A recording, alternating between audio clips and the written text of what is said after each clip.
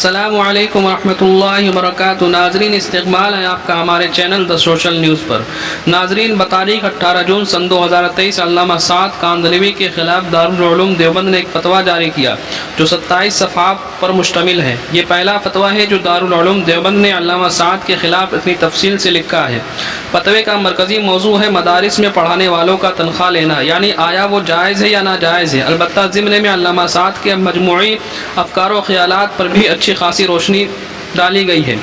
فتویٰ پیش خدمت ہے، لیکن اس سے قبل عرض ہے کہ یہ فتویٰ کافی لمبا چوڑا ہے، اس لیے کم از کم 3 قسطوں میں اسے پیش کیا جائے گا۔ پہلی قسط آپ کی خدمت میں حاضر ہے۔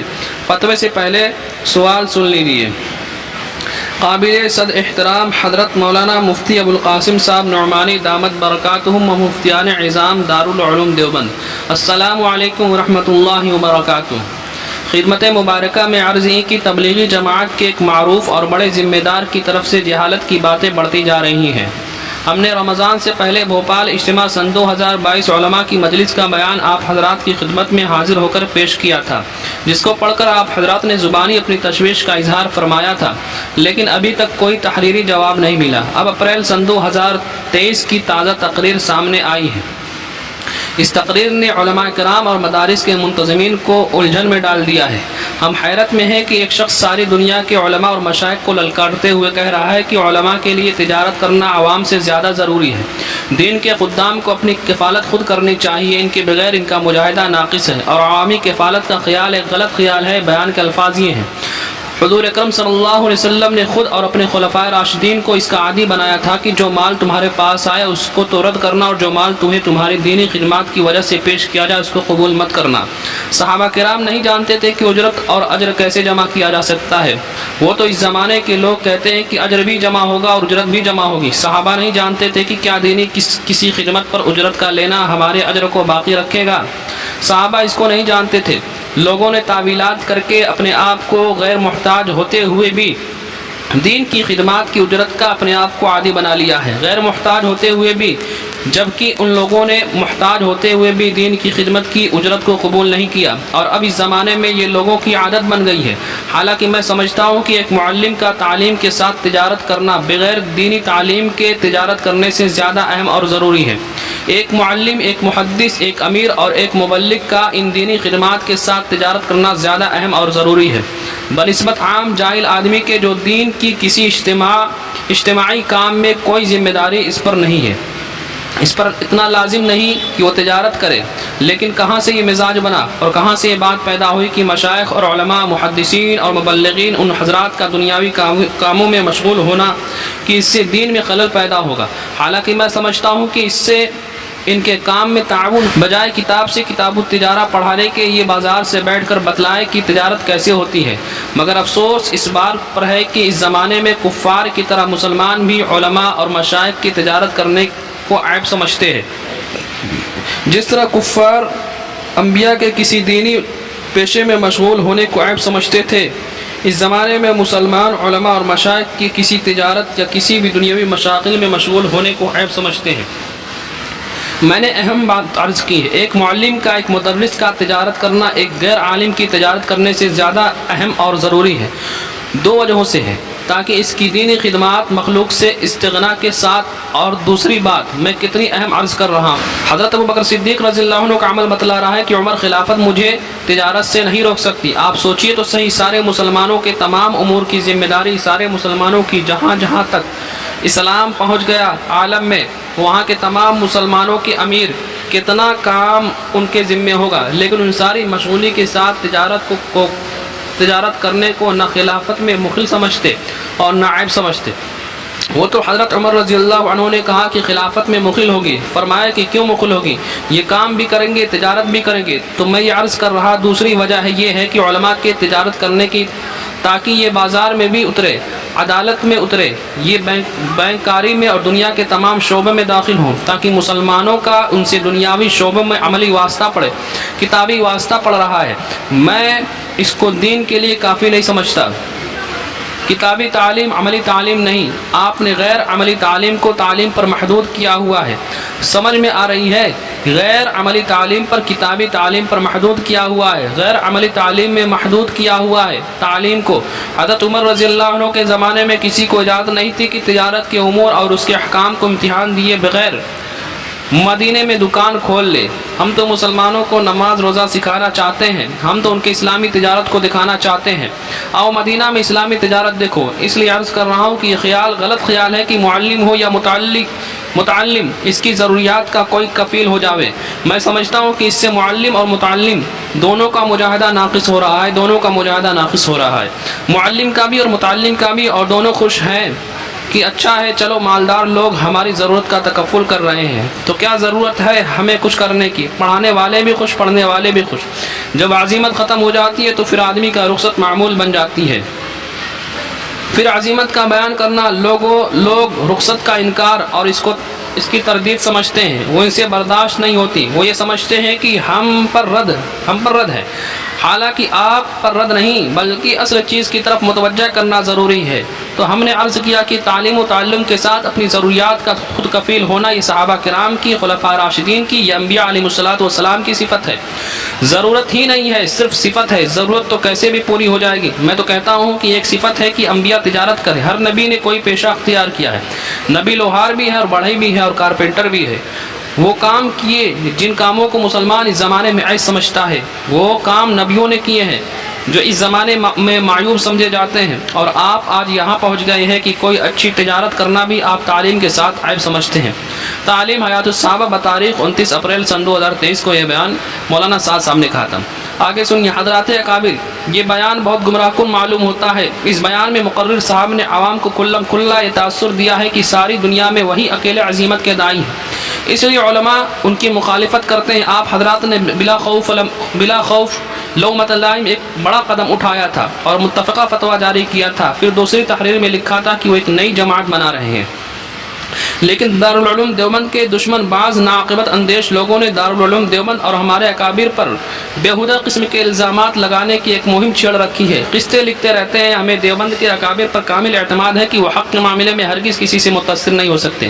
ہم نے آپ حضرات کی خدمت میں اس سے پہلے بھی جو بیانات ارسال کیے ہیں، جن میں سے بعض میں انبیاء علیہ السلام کی شان میں بے ادبی کی گئی ہے، اور بعض بیانات میں دعویٰ کیا گیا ہے کہ آج تعلیم اور دعوت کا نظام سنت طریقے سے ہٹ چکا ہے۔ ان سب کا جائزہ لینے کے بعد مندرجہ ذیل سوالات کے جوابات مطلوب ہیں۔ نمبر 1، مقرر صاحب کے یہ بیان کرنا از روئے شرع درست ہے؟ کیا ایسے شخص کی باتوں کو آگے پھیلانا اور آگے بڑھانا جائز ہے؟ نمبر 2، جو لوگ ایسے شخص کا دفاع کر رہے ہیں اور غلط دلائل فراہم کر رہے ہیں، ان کے بارے میں شریعت کیا کہتی ہے؟ نمبر 3، بعض لوگ عوام کو یہ بھی سمجھاتے ہیں کہ دارالعلوم دیوبند کے لوگ ہمیشہ تبلیغ کے مخالف رہے ہیں، کیا دارالعلوم دیوبند واقعی تبلیغی جماعت کا مخالف ہے؟ ان سوالوں کا جواب ہمیں واضح الفاظ میں مطلوب ہے۔ آپ حضرات کے علم میں یہ بات بھی لانا چاہتے ہیں کہ دارالعلوم دیوبند کے دو ٹوک موقف سامنے نہ آنے کی وجہ سے علماء کرام کے لیے دینی رہنمائی میں سخت مشکلات پیش آ رہی ہے۔ کتنے ائمہ کو امامت سے بے دخل کیا جا چکا ہے، جبکہ ہر جگہ گول مول اور متضاد باتیں پھیلی ہوئی ہیں۔ کوئی کہتا ہے کہ رجوع ہو گیا ہے، اس لیے ہم مجبوراً ایک بار پھر دارالعلوم دیوبند سے رجوع کر رہے ہیں۔ وہی ہمارے لیے احقاق حق اور ابطال باطل کا سب سے بڑا مرکز ہے۔ صاف لفظوں میں ہمیں سوالات کے جوابات مطلوب ہے۔ اگر ہمارا تاثر غلط ہے تو ہماری غلطی کی نشاندہی کر دی جائے، فقط والسلام۔ اس کے بعد جن لوگوں نے اس فتاوے کو پوچھا ہے ان کی دستخط ہے، اور اسی طریقے سے جہاں کے رہنے والے ہیں اس شہر کا نام بھی لکھا ہے۔ آگے جواب سنیے۔ بسم اللہ الرحمن الرحیم۔ الجواب باللہ التوفیق۔ دارالعلوم دیوبند نے اپنی آخری تحریر جو جاری کی گئی تھی 31 جنوری سن 2018 میں شخص مذکور کے افکار و نظریات سے متعلق لکھا ہے کہ دارالعلوم کے موقف میں اصلاً جس فکری بے راہ روی پر تشویش کا اظہار کیا گیا تھا، اس سے صرف نظر نہیں کیا جا سکتا، اس لیے کہ کئی بار رجوع کے بعد بھی وقتاً فوقتاً ان کے ایسے بیانات موصول ہو رہے ہیں جن میں وہی مجتہدانہ انداز، غلط استدلالات اور دعوت سے متعلق اپنی ایک مخصوص فکر پر نصوص شرعیہ کا غلط انطباق نمایاں ہے، جس کی وجہ سے خدام دارالعلوم ہی نہیں بلکہ دیگر علماء حق کو بھی ان کے مجموعی فکر سے سخت قسم کی بے اطمینانی ہے۔ ہمارا یہ ماننا ہے کہ اکابر رحمہم اللہ کی فکر سے معمولی انحراف بھی شدید نقصان دہ ہے۔ ان کو اپنے بیانات میں محتاط انداز اختیار کرنا چاہیے اور اسلاف کے طریق پر گامزن رہتے ہوئے نصوص شرعیہ سے ذاتی اجتہادات کا سلسلہ بند کر دینا چاہیے، کیونکہ موصوف کے ان ان دور اذکار اجتہادات سے ایسا لگتا ہے کہ خدا نخواستہ وہ کسی ایسی جدید جماعت کی تشکیل کے در پہ ہیں جو اہل سنت والجماعت اور خاص طور پر اپنے اکابر کے مسلک سے مختلف ہوگی۔ اس تحریر کے اجرا کے بعد سے اب تک ہم خدام دارالعلوم کے پاس وقفہ سے مقرر موصوف کے ایسے بیانات موصول ہوتے رہے ہیں جن کو پڑھ کر بلا تردد یہ بات لکھی جا سکتی ہے کہ معاملہ صلاح کے بجائے غلط اجتہادات، دین و شریعت میں تحریفات اور خود ساختہ نظریات پر اصرار کی طرف بڑھتا ہی جا رہا ہے۔ علماء بھوپال کی طرف سے ماضی قریب کے جو تازہ بیانات ہمیں بھیجے گئے تھے، جس میں 13 مئی سن 2023 میں فجر بعد کا بیان بھی شامل ہے، ان سے دارالعلوم دیوبند کا یہ موقف مبنی بر حقیقت ثابت ہوتا ہے کہ معاملہ جزوی غلط بیانی کا نہیں بلکہ کج فکری، کم علمی اور اہلیت نہ ہونے کے باوجود اجتہاد و استنباط پر جسارت کا ہے، جس کی وجہ سے تحریفات کا ایک مستقل سلسلہ جاری ہے۔ اس سے زیادہ خطرناک یہ کہ ان کے متبعین غلط نظریات پر بے بنیاد دلائل سوشل میڈیا پر خوب عام کر رہے ہیں اور گویا دارالعلوم اور اس کے خدام کے بارے میں بیجا الزامات اور اتہامات کی ایک مہم چھیڑ رکھی ہے۔ اب تک اس سے صرف نظر ہی کیا گیا ہے، لیکن جب جمہور امت کے خلاف منکرات اور جہالت پر مبنی باتیں عوام میں چل رہی ہوں اور عوام کے سامنے ہمارے اکابر رحمہ اللہ کے مسلک کی سراسر غلط ترجمانی کی جا رہی ہو اور سیرت صحابہ کے عنوان سے خیر القرون کا غلط اور خود ساختہ نقشہ امت کے سامنے پیش کیا جا رہا ہو اور مسجد ان گمراہ کن باتوں کو آگے پھیلایا جا رہا ہو تو امت کو گمراہی سے بچانے کے لیے صحیح اور واضح موقف پیش کرنا یقیناً ایک ناگزیر ذمہ داری ہو جاتی ہے۔ سوال میں 29 اپریل سن 2023 کا جو بیان نقل کیا گیا ہے، اس کے مفصل جائزہ سے پہلے یہ وضاحت ضروری ہے کہ مقرر صاحب نے دینی خدمات میں مشغول افراد کے بارے میں اپنی جس خیال کو پیش کیا ہے وہ ان کا کوئی نیا اور پہلا انحراف نہیں۔ دارالعلوم دیوبند اور دوسرے اہل حق علماء کی طرف سے اس پر پہلے بھی متنبہ کیا جا چکا ہے، لیکن اس کے باوجود وہ عوامی مجمع میں اپنے اسی پرانے غلط نظریے کو کسی نہ کسی عنوان کے تحت مسلسل دہراتے رہتے ہیں، لیکن زیر نظر بیان ان کے سابقہ بیانات کے مقابلے میں اور بھی زیادہ خطرناک ہے۔ اس لیے ان میں انہوں نے علماء محدثین، مشائخ اور مدارس دینیہ میں عوامی کفالت کے مروج نظام کو واضح الفاظ میں بے وقار کرنے کی کوشش کی ہے۔ یہ امر بالکل بے غبار ہے کہ مقرر صاحب نے دینی خدمات میں مشغول یکسو رہنے والے افراد کو جن بنیادوں پر صحابہ کرام رضی اللہ عنہم اجمعین کی سیرت کی پیروی، مخلوق سے استغنائیت، مجاہدہ کی تکمیل، عوام کو عملاً تجارت سکھلانا اور دینی کاموں میں تعاون حاصل کرنا، تجارت اور اسباب معیشت اختیار کرنے کی ترغیب دی ہے، اور عوام کے سامنے جو یہ تاثر پیش کیا ہے کہ طلبہ، اساتذہ اور خدام دین کا معیشت اور اپنے اخراجات کے تعلق سے موجودہ طریقہ کار صحابہ کرام کی سیرت کے خلاف ہے، یہ بنیادیں اور یہ تاثر بالکل غلط ہے، بنیادیں بھی غلط ہے اور سیرت کا عنوان بھی جہالت پر مبنی ہے۔ صحیح ہے کہ صحابہ کرام رضی اللہ عنہم اجمعین میں جو حضرات ایسی خدمات میں مشغول تھے جن کا تعلق عامۃ المسلمین کے مصالح دینیہ سے تھا، ان کی معیشت کے لیے عوامی کفالت کا باضابطہ نظام قائم تھا اور بیت المال سے ان کا وظیفہ مقرر کیا جاتا تھا۔ ایسے خدام دین نے اپنی معاشی کفالت کے لیے بیت المال کے وظیفے کو قبول فرمایا، اور علامہ عینی رحمۃ اللہ علیہ کے تصریح کے مطابق دور صحابہ میں ایسے افراد کے لیے وظیفے کے اجرا پر گویا اجماع ہو گیا تھا، اور عوامی کفالت قبول کرنے اور تجارت نہ کرنے کی بنیادی وجہ یہی تھی کہ کسب و تجارت دینی خدمات کی کما حق و ادائیگی میں مخل ہوگی۔ اس سلسلے میں محدثین، فقہا اور سیرت نگاروں کی تصریحات اس کثرت سے موجود ہیں کہ جن کا احاطہ مشکل ہے، تاہم چند حوالے جات بطور نمونہ کے پیش کیے جاتے ہیں۔ سب سے پہلے حضرت ابوبکر صدیق رضی اللہ عنہ کا وہ پورا واقعہ جس کو مقرر موصوف نے اپنے غلط استنباطات کی بنیاد بنایا ہے، اس کے تعلق سے محدثین کی تشریحات پر نظر ڈالنا ضروری ہے۔ حیات الصحابہ میں موجود واقعہ کے الفاظ یہ ہیں جن کا خلاصہ یہ ہے کہ حضرت ابوبکر صدیق رضی اللہ عنہ کے خلافت قبول کرنے کے بعد صحابہ کرام رضی اللہ عنہم نے متفق ہو کر بیت المال سے آپ کا وظیفہ مقرر کر دیا تھا اور آپ نے وظیفہ کو قبول فرمایا تھا۔ مشہور محدث علامہ عبدالحی کتانی رحمۃ اللہ علیہ نے اپنی معروف کتاب نظام الحکومت النبویہ،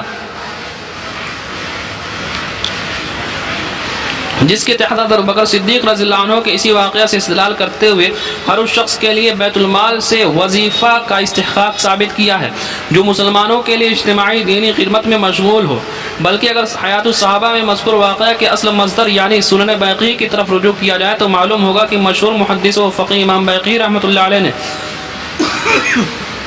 اپنی سنن میں حضرت ابوبکر صدیق رضی اللہ عنہ کی مذکورہ واقعہ پر یہ باب قائم کیا ہے۔ باب ما يكره للقاضي من الشراء والبيع والنظر في الفقه على اهله وفي زرعه لئلا يشغل فهمه، کہ ایک ایک قاضی کے لیے تجارت کے پیشہ کو اختیار کرنا مکروہ ہے تاکہ اس کی ذہنی یکسوئی متاثر نہ ہو۔ مزید برآں علامہ عینی رحمۃ اللہ علیہ وغیرہ محدثین نے اسی واقعہ سے استدلال کرتے ہوئے عامۃ المسلمین کی دینی خدمت میں مشغول ہر قسم کے افراد کے لیے بیت المال سے وظیفہ لینے اور عوامی کفالت قبول کرنے کی بات لکھی ہے۔ بلکہ علامہ نابلوسی رحمۃ اللہ علیہ نے شرح الطریقۃ المحمدیہ میں قاضی خان اور رحمۃ اللہ علیہ اور علامہ ابن نجیم رحمۃ اللہ علیہ سے نقل کیا ہے کہ جو شخص بھی قرآن و سنت کی تعلیم اور مسلمانوں کی اجتماعی دینی خدمت کے لیے اپنے آپ کو فارغ کر لے وہ بیت المال کے وظیفے کا مستحق ہوگا، خواہ وہ پہلے سے غنی اور مالدار ہو۔ ہمارے اکابر میں حضرت تھانوی رحمۃ اللہ علیہ قدس سرہ لکھتے ہیں کہ ہمارے فقہا نے لکھا ہے کہ اگر قاضی امیر کبیر ہو تو اس کو بھی تنخواہ لینا چاہیے، اور وجہ اس کی یہ ہے کہ اگر کوئی قاضی تنخواہ نہ لے اور 10 برس تک وہ قاضی رہا، جس کے بعد کوئی غریب قاضی ہو کر آیا تو اب تنخواہ کا اجرا مشکل ہوگا۔ سبحان اللہ، فقہا کا کیا فہم ہے! یہ حضرات حقائق شناس تھے۔ العلم والعلماء بحوالہ دعوات و عبدیت، صفحہ نمبر 31 نمبر 3 قسط انشاءاللہ آئندہ اپلوڈ کی جائے گی۔